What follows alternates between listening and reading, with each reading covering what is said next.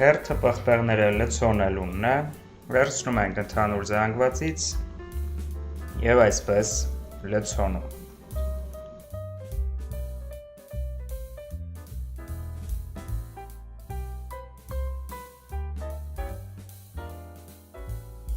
Ողջույն հարգելի հետևորդներ, այսօր շատ հետաքրքիր ձևով լցոնելու ենք պղպեղներ և ուղարկելու ենք ջեռոց։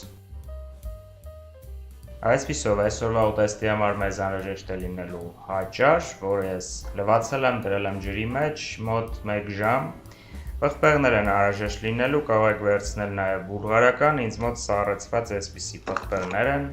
1 հատ գազար, սխտոր, մի շարք համեմունքներ, տոմատի մածուկ, հալվող պանիր, եփված և բզկտված հավի միս, ցանկացած կտորի, ինչպես նաև բուսայուղ և սոյայի սոուս ըստ ցանկության։ Առաջնահերթ քերիչով կանցկացնենք գազարը։ Գազարը մենք հիմա եփելու ենք հաճարի հետ միասին, կխոսեմ մի փոքր ուշ։ Լցնենք ափսեի մեջ միանգամից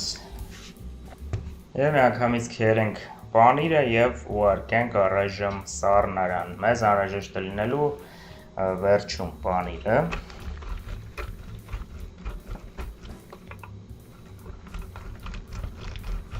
Վերջ պանիրն էլ քերեցինք, ժամանակն է մոտենալու կրակին և անցնելու պատրաստությանը։ Խոսքը միջուկի մասին է։ Առաջնահերթ հավայի մեջ լցնում ենք զեյթունի ձեթը կամ սովորական բուսայուղ, այսպես, և ավելացնում ենք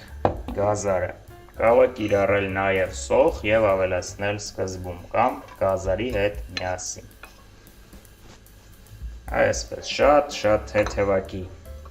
տապակելու ենք գազարը,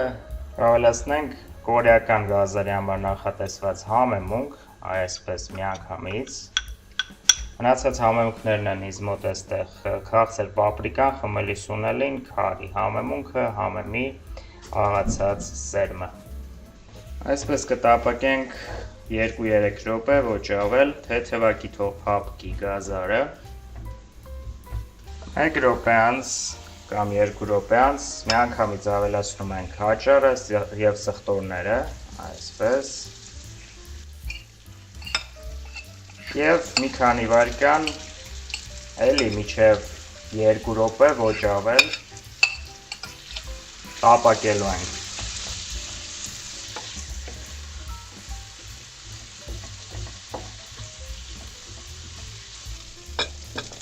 Մոտ 1 րոպե անց կավելացնենք տոմատի մածուկը և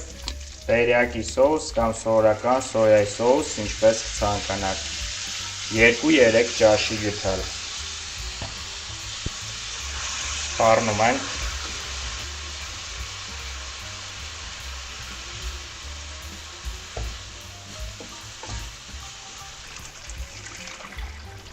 Այժմ կավելացնենք այնքան ջուր, որ հաճարը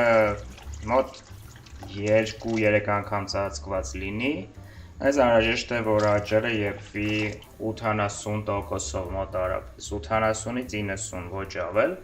որովհետև հետագա պատրաստումը լինելու է նաև ջեռոցում, սա պետք է հաշվի առնել։ Հանգիստ եփում ենք մինչև գրեթե եփված լինելը 80-90%-ով։ Հատ այսպես խառնենք, վերջ, կհանդիպենք մոտ 1-1.5 ժամից առավելագույնս։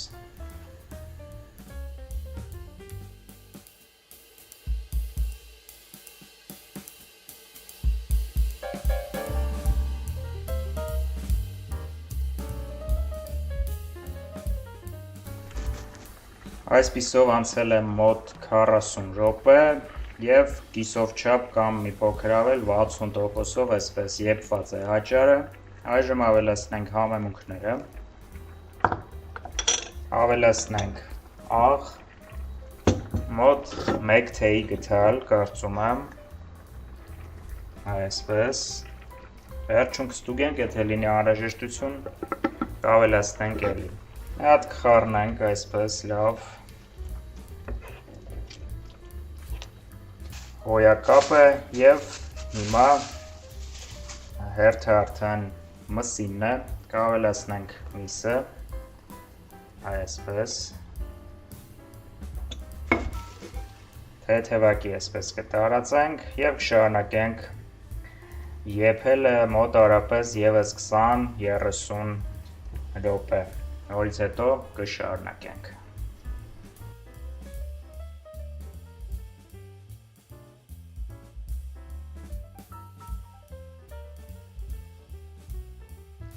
Դե ինչ, ժամանակն է անջատելու, մեկ անգամ այսպես կխառնենք, հենց այսպես ջրիկ թողնում ենք առայժմ, անջատում ենք ու թողնում ենք, որ մի փոքր հովանա, այսպես։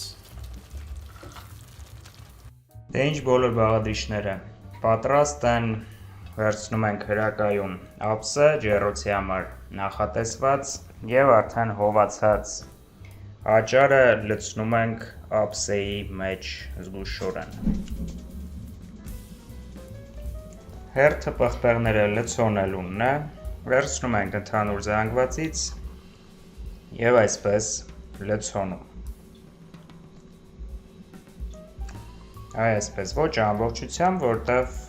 հնարավոր է, որ դեռ ուռչի, ուռչելու տեղ կարող է ունենալ և դնում ենք այսպես հաճարի վրա միանգամից, որից հետո այս ամենը ուղարկում ենք ջեռոց եփվելու 80-ից 100 աստիճանի տակ, մոտավորապես էլի 30-35 րոպե, սակայն մինչ այդ ևս մեկ բան ունենք անելու, ես հիմա կցուցադրեմ։ Այսպես միմյանց մոտ դասավորենք պղպեղները, որից հետո, քանի որ շարունակելու ենք եփման պրոցեսը, այն դեռ չի ավարտվել, ջուր ենք ավելացնում, այսպես մոտ 200-300 մլ, այնքան որ թեթև ծածկվի հաճարը և որպես եզրափակիչ գործողություն ավելացնում ենք պանիրը 2 փուլով, հիմա նախնական ենք ավելացնում այսպես և կավելացնենք նաև վերջում, ավելացնում ենք պղպեղների վրա, այսպես։ Այսպիսի հոյակապ ջեռեփուկ ենք ստանում, որի մեջտեղում լցոնած պղպեղներն են, ավելացնենք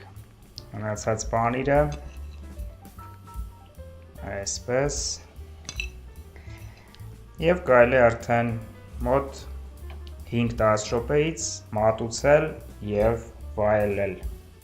Այսօրվա համար նախատեսել էի այսքանը, փորձեք անպայման, համոզված եմ ձեզ դուր կգա,